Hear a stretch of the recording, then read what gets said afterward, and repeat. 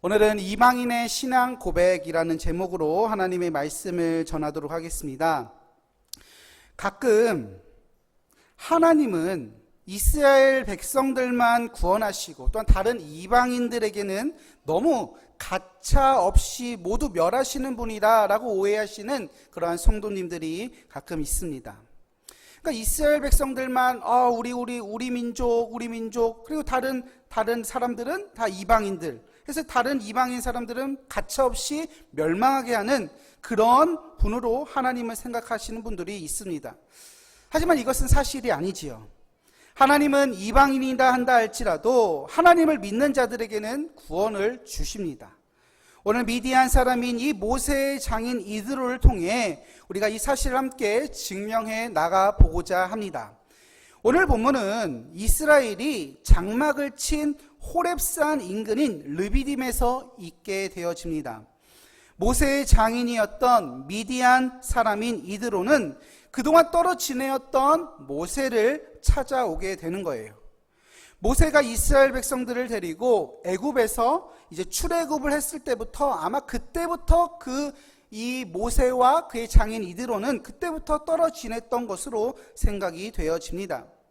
이들이 얼마나 떨어져 있었는지 정확히는 알 수 없지만 오늘 우리가 읽은 18장 다음 장인 19장을 보게 되면 19장 1절에 이스라엘 자손들이 애굽 땅을 떠난 지가 3개월이 되어졌다라고 이야기를 하니 장인과도 아마 그 떨어진 기간이 그 정도이지 않을까라고 생각이 됩니다.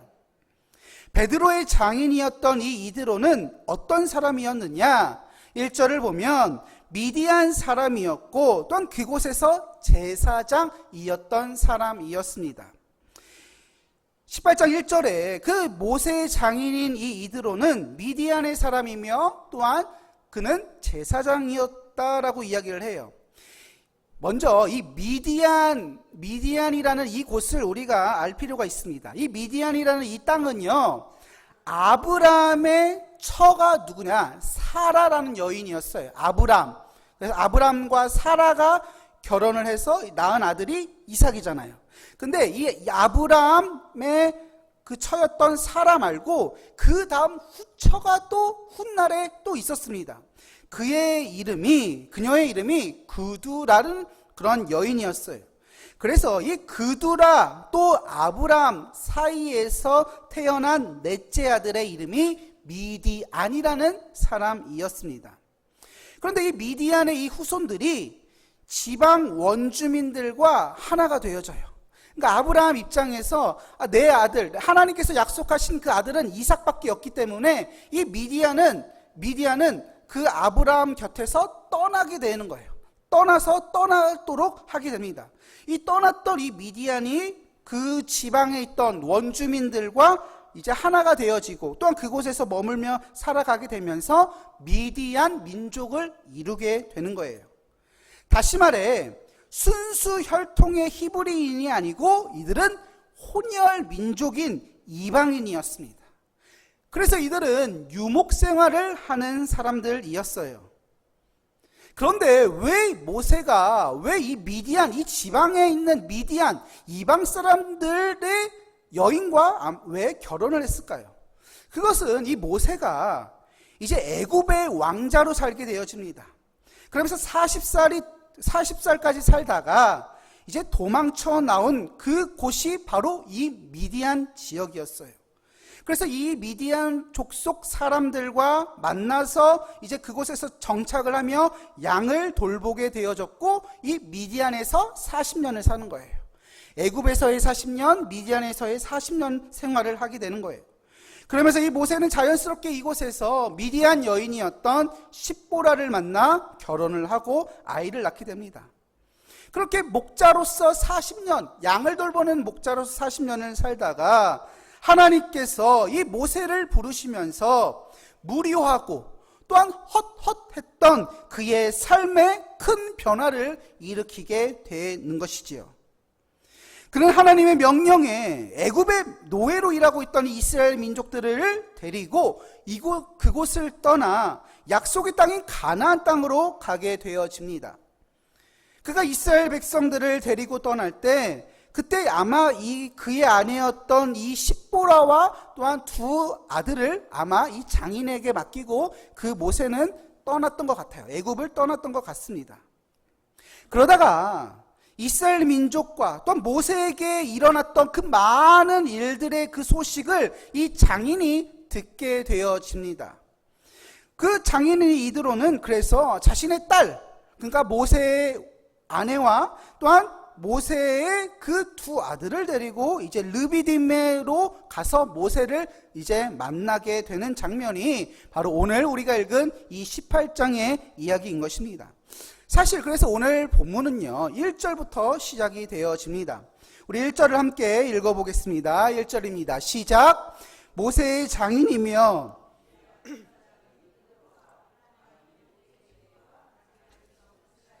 하시니 곧 여호와께서 이스라엘을 애굽에서 인도하여 내신 모든 일을 들으니라.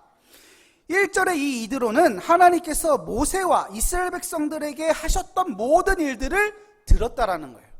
지금 이 미디안에 아직 남아있었던, 그러니까 모세와 함께 떠나지 않고 지금 미디안에 남아있던 이 이드로의 귀에까지 누구의 소식이 들려졌어요? 모세와 이스라엘 백성들의 소식을 듣게 된 거예요.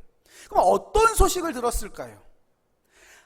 그것은 바로 출애굽기에 앞서 나오는 많은 일들이 있었죠. 애굽에서 일어났던 10가지의 재앙, 또한 불기둥과 구름기둥, 또한 홍해를 건너는 그 사건, 만나와 메추라기를 먹었던 그 사건, 또한 지난주에 들었던 반석에서 그 돌에서 물이 나와서 목마름을 채워주었던 그런 사건, 또 17장에 있는 아말렉과 또한 그 전투에서 승리, 모세가 손을 높이 들었더니 이기고 손을 내렸더니 졌는데 지고 있었는데 결국엔 이 모세가 손을 높이 들고 하나님께 기도해서 승리한 그 아말렉과의 그 전투의 소식까지 모두 다 이 이드로가 듣게 되어졌다라는 거예요. 여러분, 우리도 이렇게 하나님이 어떤 분이신지를 세상 사람들에게 듣도록 해야 하는 것입니다. 하나님께서 죄인인 나를 어떻게 부르셨고 어떻게 사용하시고 어떻게 일하시고 계신지를 세상 사람들로 하여금 듣도록 해야 한다라는 거예요. 나를 자랑하는 것이 아니라 살아계신 그 하나님을 자랑할 수 있어야 된다라는 것입니다.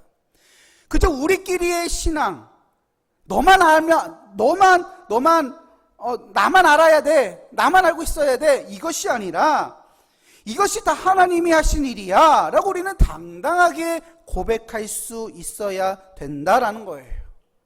그리고 그 소식을 들은 세상의 사람들이 하나님을 찬양하고 경배할 수 있어야 하는 것입니다. 그래서 그들이 나도 하나님을 믿어야겠구나 라는 이러한 고백이 나와야 한다라는 것이에요. 우리의 일상이 주님을 세상 속에 전하는 삶이 되어지기를 축복드립니다. 그래서 2절에 모세의 장인이 이드로는 그의 딸 십보라와 손주들을 데리고 이제 모세를 만나러 이스라엘 백성들이 진을 치고 있는 르비딤에 도착을 이제 가게 됩니다. 그런데 여러분들 생각해 보세요. 모세가 애굽에서 이스라엘 백성들을 데리고 나와서 많은 사건들이 있었지요. 좋은 일도 있었고 기쁜 일도 있었습니다. 하지만 그만큼 또한 어려운 일을 당했던 자가 누구냐? 이 모세였어요. 사람들이 어떻게 했습니까? 모세에게 원망하지요. 물 없다고 돌을 던질 태세로 그를 위협하고 협박하고 무서운 상황이 되어지게 됩니다. 또한 뒤에서는 애굽의 군대가 몰려오고 앞에는 홍해가 있을 때 그의 마음이 어떻겠습니까? 정말로 그 벼랑 끝에 몰려든 그 어려움과 그 고난, 또한 거기에서 느껴지는 그 갈등들, 얼마나 이 모세가 힘들었겠냐라는 거예요. 그런데 그런 상황 속에서 이 모세는 혼자 버텼던 것입니다. 우리 가정의 아버지들을 보면 아시겠지만 왜 직장에서 정말 힘든 일을 당하고 또한 사람들로부터 무시도 당하고 하대들 받기도 하고 비굴함을 느끼지만 그것들을 참는 이유가 무엇입니까? 집에 가면 가족들이 있고 또한 집에 가면 사랑하는 자녀들이 있기에 그 일들을 참는 거예요. 어떤 분의 아버지는 이제 회사에서 그래도 인정받는 분이었다라고 합니다. 그런데 그분이 상사의 눈밖에 난 거예요. 그래서 이 상사가 어떻게 했냐면, 일은 잘하지만 내 마음에 안 드는 그 직원이었어요. 그래서 결국 이 사람의 책상을 복도로 이제 놔두게 되어집니다. 책상을 사무실에서 일을 해야 되는데 그 책상을 복도에 두었다. 다시 말해서 그냥 이 사람을 자를 수가 없으니까 스스로 이제 회사를 그만두도록 책상을 복도에다 뒀다는 거예요. 복도에다 두면 어떻습니까? 사람들이 지나가면서 막 이 사람 왜 이렇게 된 거야? 왜 여기 나와 있는 거야? 이 추운데 왜 여기 있지? 하면서 볼 거 아니에요. 그런데 그러면서 그렇게 이제 일을 하게 되어졌다라는 거예요. 근데 그 아버지는 그런 고난을 받으면서 또한 그런 어려움을 당하면서도 2년을 버텼다고 합니다. 2년을 독하게 버텨서 다시 그를 인정하게 된 상사가 그를 다시 사무실로 들어오게 하였고 이제 35년 정년으로 퇴직했다라는 이야기를 들었습니다. 그 아버지는 왜 그런 수모를 당하면서도 왜 그러한 일들을 겪었을까요? 바로 가족이 집에 있기 때문입니다. 그런데 오늘 모세는 그동안 그를 위로하고 감싸줄 가족 없이 혼자서 외로운 싸움을 했던 것이에요. 이런 경험을 하면서 모세 개인적으로도 아내와 또한 자식의 그런 소중함을 느꼈을 것입니다. 지지난주에 저희 딸인 여름이가 이제 처음으로 엄마 아빠와 떨어져서 잠을 잤어요. 이제 수요일날에 이제 예배를 왔는데, 수요일날에 예배를 나왔는데, 이제 예배 끝나고 이제 집에 가자 했는데, 안 가겠대요. 너 그럼 어떻게 할 거야? 안 가. 할아버지랑 자겠대요. 안 돼, 너 가야 돼. 가야 돼. 집에 가야 돼. 그랬더니 자겠대요. 자겠대요. 아, 그래. 이름이도 혼자서 그렇게 못 자거든요. 근데 여름이는 자겠다라는 거예요.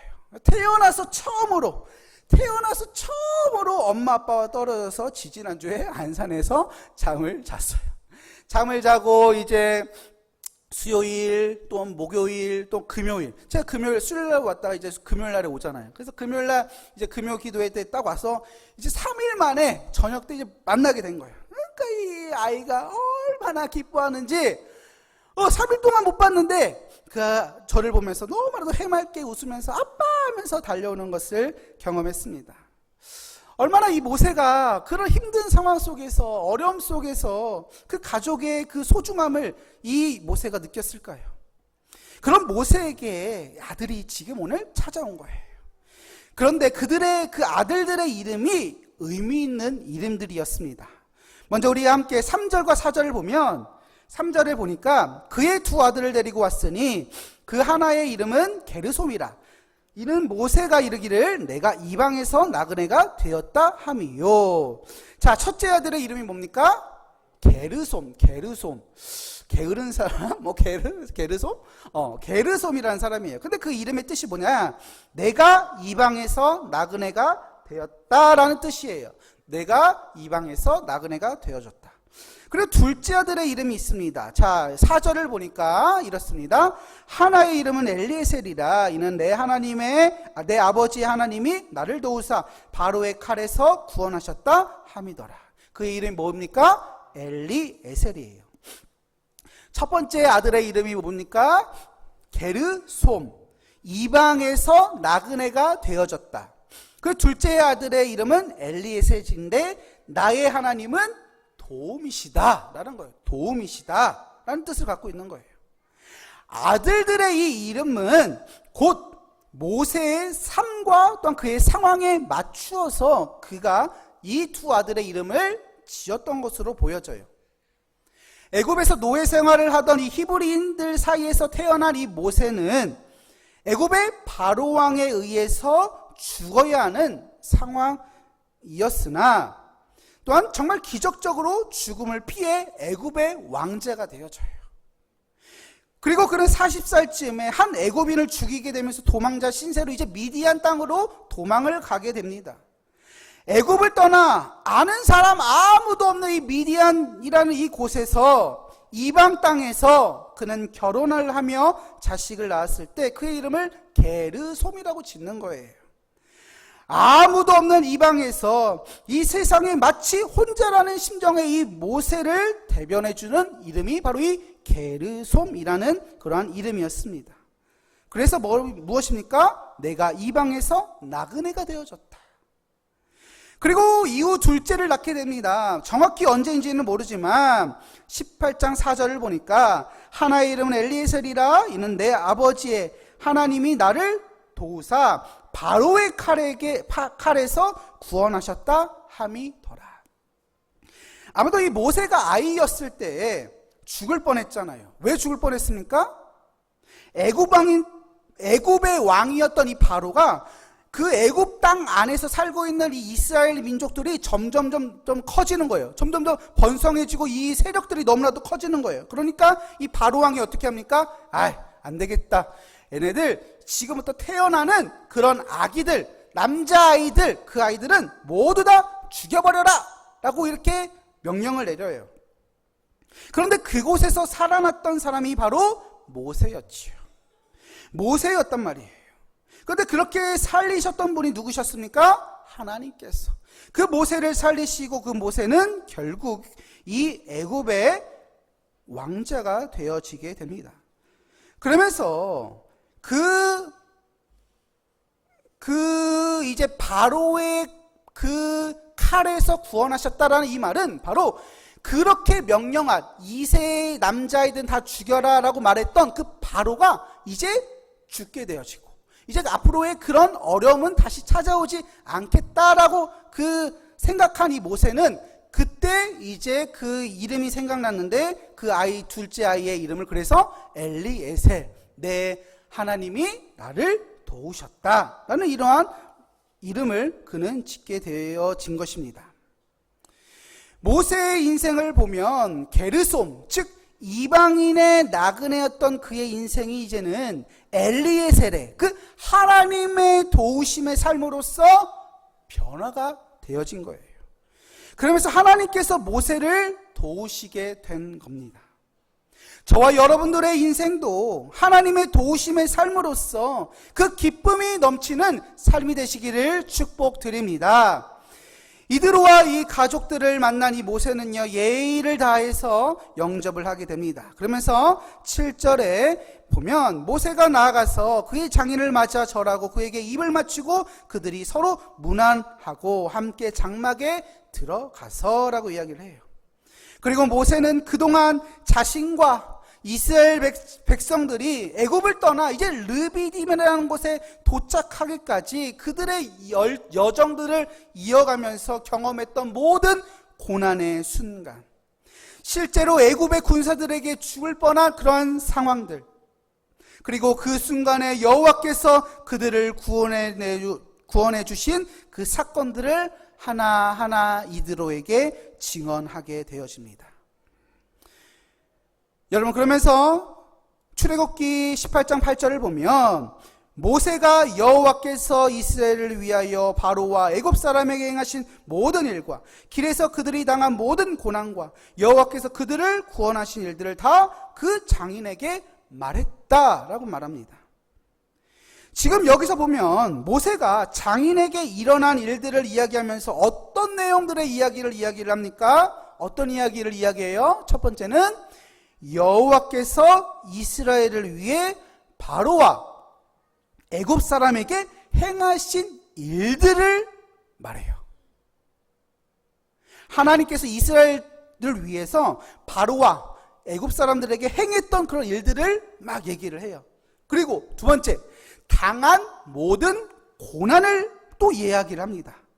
그리고 세 번째, 여호와께서 그들을 구원하신 일들을 말하고 있어요. 이렇게 하나님은요, 자신의 백성들을 보호하시는 분이시고 그들이 고난을 당할 때에도 그들을 구원하시는 분이시라는 거예요. 하나님의 백성들을 하나님은 외면하지 아니하시고 살피시고 구하시는 분이 우리가 믿고 있는 하나님인 줄 믿습니다. 이 놀랍고도 놀라운 이 모세와 이스라엘의 구원의 역사를 이드로에게 전하고 있는 것입니다. 만약 여러분들이 모세의 상황이라면 어떻게 이 일들을 이야기를 하시겠습니까? 3개월 동안 일어난 막 이런 많은 일들이 있었잖아요. 저 같으면 아주 신나서 막 얘기를 할 거예요. 막 시간 가는 줄도 모르고 막 밤이 늦도록 새벽이 닿도록 계속해서 이야기를 했을 것입니다. 내가 만난 하나님, 또 통쾌하게 나의 적들을 물리치시고 우리를 보호해 주시고 우리의 살 길을 인도해 주신 그 하나님을 신나서 저 같으면 이야기했을 것 같아요. 우리의 모습도 이런 모세와 같으면 좋을 것 같습니다. 우리의 삶 속에서 간증거리가 넘쳐나고 우리가 세상 사람들에게 간증하며 내가 만난 주님을 전할 때 이러한 마음이기를 바랍니다. 정말 죄인이었던 내가 욕심과 탐욕과 이기심으로 가득했던 이러한 세상의 삶에 찌들었던 나의 삶이 사람들과의 관계의 아픔으로 힘들어했던 내가 주님을 만나고 나를 구원하신 그 하나님의 구원 사역을 이렇게 전할 수 있기를 축복드립니다. 그런데 오늘 본문이 가장 강조하는 대목은요, 여호와께서 이스라엘 자손들을 위해서 베푸시고 행하신 그 구원의 역사를 듣고 이 장인이었던 이드로가 보인 반응이 오늘 가장 중요한 대목입니다. 오늘 그래서 읽은 본문이 오늘 읽은 9절부터의 이야기들인 것이지요. 자, 그의 반응을 우리 함께 보도록 하겠습니다. 우리 9절의 말씀을 함께 읽도록 하겠습니다. 9절입니다. 시작.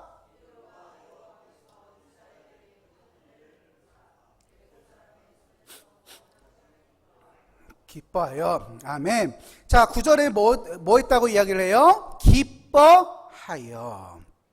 무엇에 기뻐합니까? 이스라엘 백성들을 애굽 사람의 손에서 구원하심을 기뻐했다라고 해요. 기뻐했다라고 이야기를 합니다.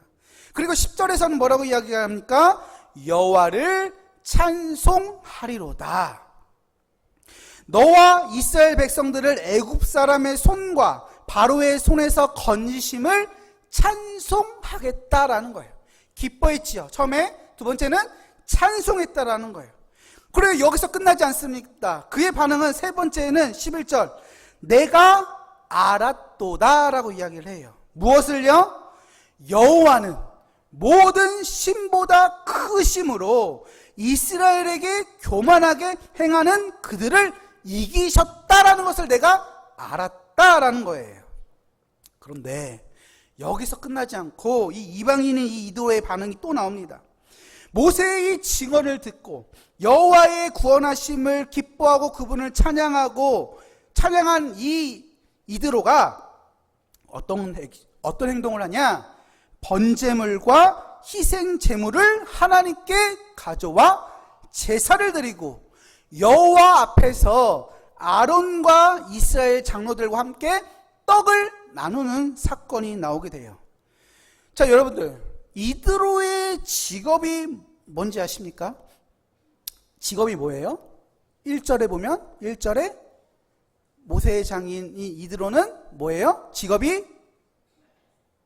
1절에 미디안이라는 그 이방 민족의 제사장이었어요. 제사장. 그런 그가 하나님께 번제물과 희생제물을 하나님께 드리고 장로들과 함께 떡을 나누어 먹었다라는 거예요. 여러분, 하나님께 번제물과 희생제물을 드렸다라는 것은 무엇을 의미합니까?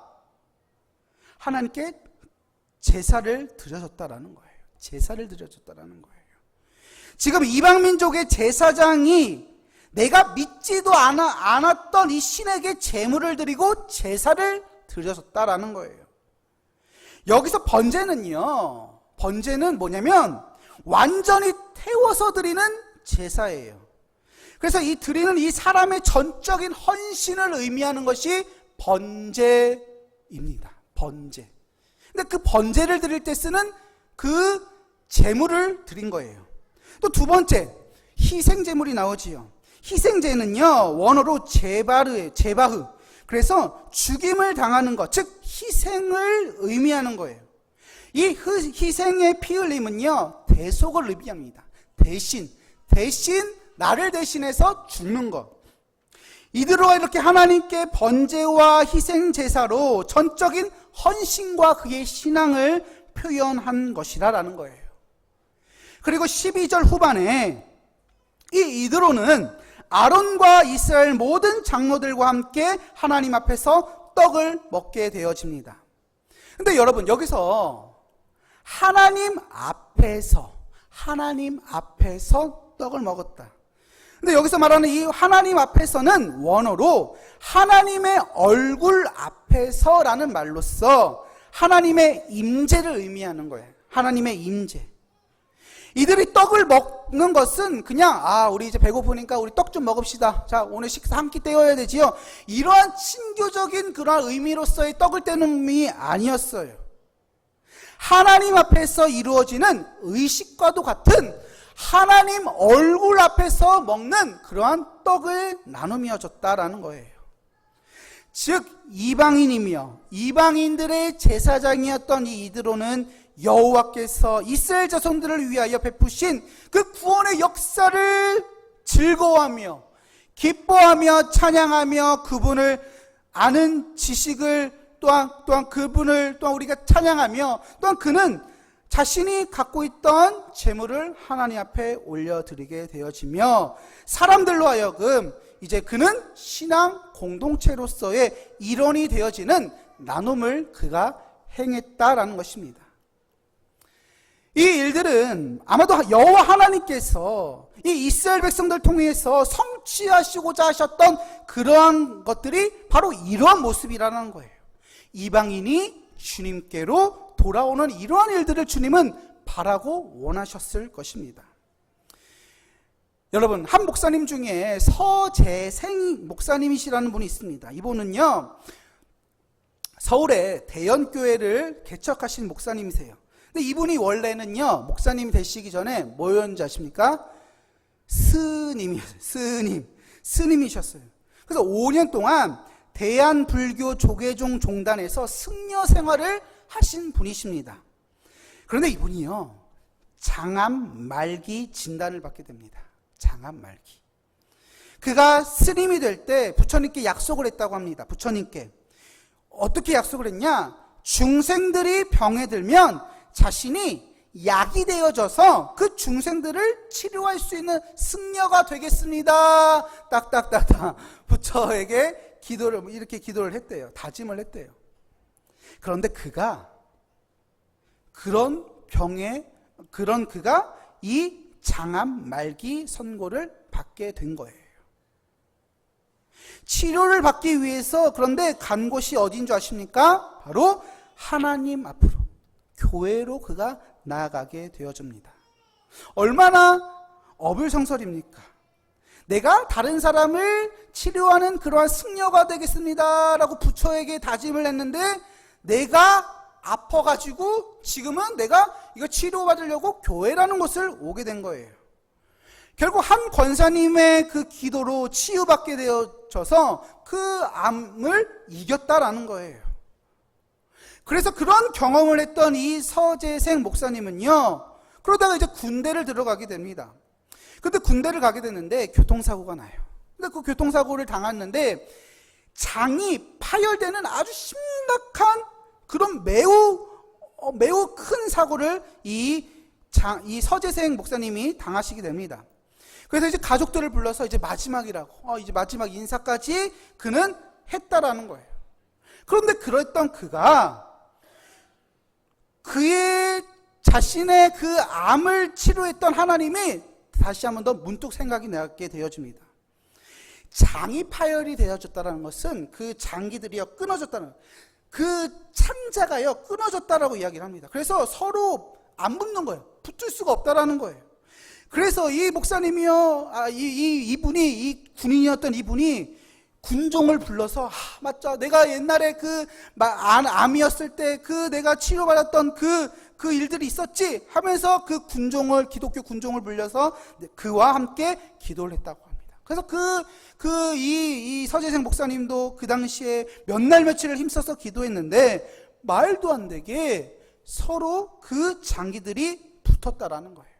끊어졌던 장기들이 살 날이 얼마 안 남았던 그 분이 저절로 그 장기들이 서로 붙기 시작했다라는 거예요. 그러면서 점점 몸이 좋아지고 자신 안에 있던 그 세포들이 다시 살아나는 것을 본인이 직접 느꼈다라는 거예요.